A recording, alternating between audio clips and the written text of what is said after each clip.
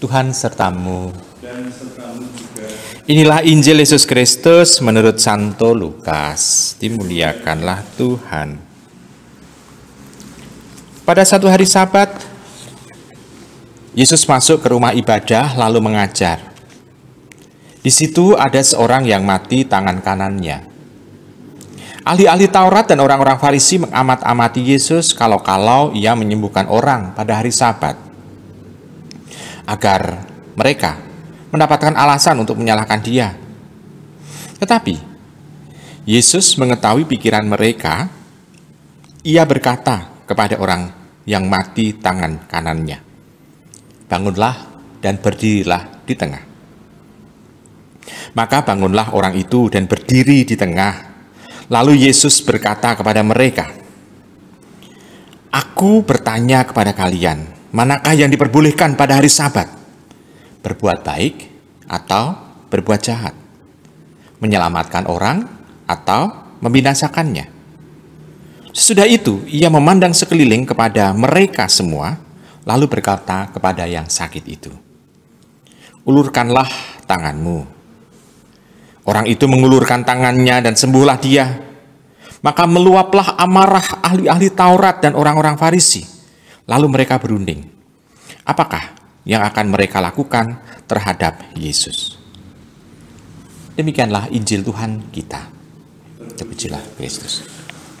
Ibu, bapak, saudara-saudari yang terkasih dalam Yesus Tuhan, kalau kita berdoa misalnya pada hari Minggu atau hari-hari yang dikhususkan untuk Tuhan, biasanya orang memohon adalah pengabulan doa, penghapusan dosa, terus lagi kesembuhan yang dialami oleh orang. Lalu orang banyak mengungkapkan permohonan-permohonan kepada Tuhan untuk dikabulkan. Coba kita bayangkan, kalau ini orang Farisi dan ahli Taurat itu berpikir bahwa Sabat adalah hari untuk doa. Lalu pada saat mereka berdoa, apa yang mereka mohon? Apakah Tuhan tidak boleh bertindak pada hari Sabat?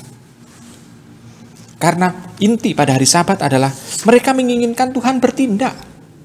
Kalau Tuhan bertindak, ya demi kebaikan untuk umatnya. Demi pengabulan doa-doa yang dimohonkan oleh jemaat pada waktu itu. Dan semua orang memohon kepadanya supaya Tuhan bertindak untuk membantu mereka. Nah, sekarang kita bisa melihat sebetulnya pada waktu kita mendengarkan sabda ini, kita bisa melihat Tuhan sendirilah yang sebenarnya bertindak pada hari Sabat untuk memberikan kebaikan. Kalau demikian, Tuhan itu mau untuk mewahyukan dirinya, siapa dirinya di hadapan semua orang, termasuk orang Farisi dan ahli Taurat, bahwa dia bertindak seperti yang dimohon oleh orang. Walaupun orang itu belum mengungkapkan kata-kata, tetapi Tuhan itu selalu akan memberikan apa yang dibutuhkan oleh orang. Dan Tuhan penuh dengan belas kasih. Tuhan melihat ada orang yang lumpuh tangan kanannya, mati tangan kanannya. Dan yang dibutuhkan oleh orang itu adalah kesembuhannya. Supaya dia bisa beraktivitas, bisa melakukan sesuatu yang indah, bukan hanya untuk dirinya sendiri, tetapi untuk sesamanya. Tuhan bertindak menyembuhkan itu. Berarti tanda bahwa pada hari Sabat itu, Tuhan sebetulnya mengabulkan apa yang ada di dalam hati paling dalam dari orang yang membutuhkan sapaan, membutuhkan jamahan itu. Berarti kita bisa melihat pewahyuan dari bacaan Injil ini adalah Tuhan itu ada dalam diri Tuhan Yesus. Istilahnya yang ilahi ada dalam diri Tuhan Yesus. Lalu yang kedua, kita bisa melihat kalau orang pada hari Sabat tujuannya adalah untuk berdoa. Tetapi orang Farisi dan ahli Taurat ini justru bukan untuk berdoa, tetapi untuk memata-matai. Berarti dia bertindak, apakah dia utusan dari Tuhan untuk memata-matai? Malaikat saja tidak. Karena malaikat pasti akan membantu rencana Tuhan. Sedangkan dia memata-matai, berarti tanda seolah-olah dalam bahasa kitab suci selalu mengintai dari pinggiran atau dari luar tindakan-tindakan Tuhan untuk menggagalkan tindakan Tuhan. Adalah di situ tanda bahwa seolah-olah ada iblis di sana. Ibu bapak sudah terkasih. Dengan demikian kita bisa melihat bahwa kalau orang sudah tahu bahwa ini adalah hari Tuhan, fokuslah kepada hari Tuhan.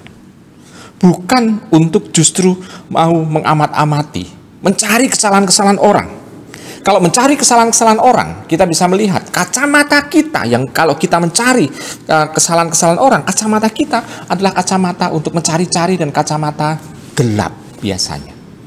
Bukan kacamata terang. Karena kalau kacamata terang, orang akan melihat dan mengamat-amati dan mencari kebaikan-kebaikan orang. Sehingga orang bisa bersyukur kepada Tuhan karena diberi sesama yang baik. Ibu, Bapak, Saudara terkasih, dengan demikian sebetulnya ini juga bagi diri kita itu semacam kritik.